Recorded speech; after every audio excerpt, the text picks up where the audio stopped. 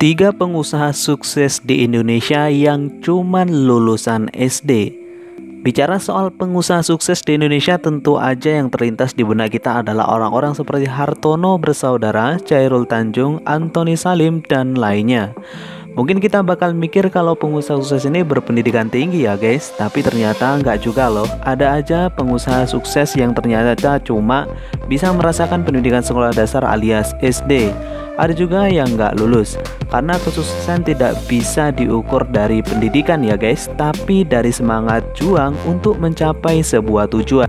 Kerja keras jadi bukti walau nggak berkesempatan melanjutkan pendidikan ke jenjang yang lebih tinggi, mereka bisa sukses. Suksesnya pun kalau dipikir-pikir melebihi sukses seorang sarjana nih guys.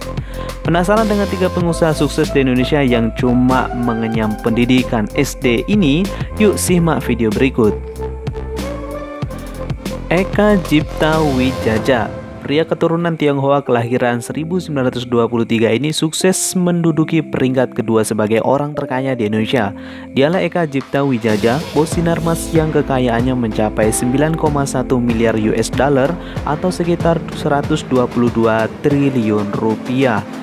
Masa kecil Eka sebagai imigran bisa dikatakan cukup keras. Eka yang lahir dari keluarga miskin di Cina pindah ke Indonesia pada tahun 1932 silam. Dia nggak berkesempatan melanjutkan pendidikan ke jenjang SMP karena harus membantu orang tuanya yang berutang pada rentenir. Sejak remaja, pria bernama Asti Oe Et Chong ini udah belajar merintis bisnis dengan menjual gula dan biskuit yang dibelinya secara grosir. Lambat laun dia mengembangkan usahanya sebagai kontraktor pembuat kuburan. Yang perlu kamu tahu, bisnis yang digelutinya nggak selalu menguntungkan ya guys. Eka juga mengalami jatuh bangun dalam menjalani bisnisnya. Namun dia nggak pantang menyerah gitu aja hingga akhirnya berhasil mencapai kesuksesan. Singkat cerita, di tahun 1972, Eka memulai bisnis properti di kimia bersama PT Duta Pertiwi. Perusahaan ini yang jadi cikal bakal pabrik kertas pertama Sinarmas. Eka juga mencoba peruntungan di dunia keuangan dengan mendirikan PT Internal Arta Leasing Company pada tahun 1982 yang akhirnya berubah nama menjadi PT Sinarmas Multiarta Tbk. Di dekade 1980-an, inilah bisnis Eka mengalami perkembangan pesat. Seiring dengan berjalannya waktu, tahun 2006 udah ada Bank Sinarmas, dan di tahun yang sama Sinarmas pun mendirikan PT Smart Telecom dengan produknya yang bernama Smartfren. Sinarmas akhirnya menjadi sebuah perusahaan konglomerasi dengan beragam bisnis. Kata-kata mutiara Eka adalah apapun kesulitan kita hadapi, asal kita memiliki keinginan buat berjuang, pasti semua bisa diatasi. 2. Andri Wongso. Mungkin kamu familiar dengan nama beliau. Dia adalah motivator kondang asal Malang yang udah menyabet penghargaan The Best Motivator Indonesia versi Kompas. Andri adalah anak kedua dari ketiga bersaudara yang lahir di Malang pada tahun 1954 silam. Keluarganya adalah keluarga miskin dan dia terpaksa berhenti sekolah saat kelas 6 SD karena sekolahnya ditutup. Gelar akademisnya pun cuma SDTT alias Sekolah Dasar Tidak Tamat. Semasa remaja dia aktif berjualan kue di pasar, namun saat berusia 22 tahun, Andri memutuskan buat merantau ke Jakarta. Dia bekerja sebagai salesman sabun hingga pelayan toko. Karena Andri adalah orang yang cakap dan mudah bergaul, dia berhasil merasakan karir di dunia film dan pergi ke luar negeri buat syuting. Sepulangnya ke tanah air, Andri malah lebih sering menuangkan kata-kata mutiara ke dalam buku hariannya buat motivasi diri. Namun kata-kata itu malah menginspirasi teman kosnya. Lewat itu Andri mendirikan bisnis kartu ucapan dengan kata mutiara Market Harvest yang akhirnya laris manis. Lambat laun Andri pun mendirikan lembaga AW Training dan AW Publishing.